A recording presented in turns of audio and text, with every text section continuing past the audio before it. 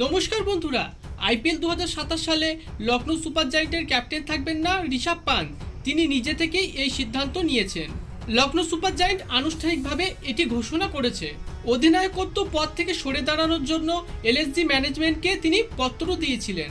IPL 2026 সালের হতাশাজনক অভিযানের পর ফ্র্যাঞ্চাইজি অবিলম্বনে তার পদত্যাগপত্র গ্রহণ করেছে। ঋষভ পান্তের নেতৃত্বে লখনৌ সুপার জায়েন্ট 14টি ম্যাচের মধ্যে মাত্র 4টিতে জয়লাভ করেছে। এলএসজি আইপিএল 2026-এ পয়েন্ট টেবিলে 10 নম্বরে ফিনিশ করে। ঋষভ পান্তের হতাশাজনক পারফরমেন্স এবং হতাশাজনক ক্যাপ্টেন্সির জন্য তিনি নিজে থেকেই এলএসজির ক্যাপ্টেন থেকে সরে দাঁড়িয়েছেন। আইপিএল 2026 সালে তিনি ভালো পারফরমেন্স করতে পারেনি ব্যাট হাতে। 14 ইনিংসে 312 run, strike rate 138, average 28.36। Lucknow super জায়েন্টের ক্যাপ্টেন্সি থেকে সরে দাঁড়ানোর পর এলএসজির নতুন কাপ্তান কে হবেন?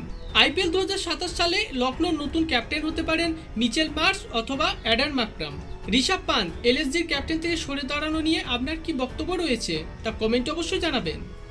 ধন্যবাদ।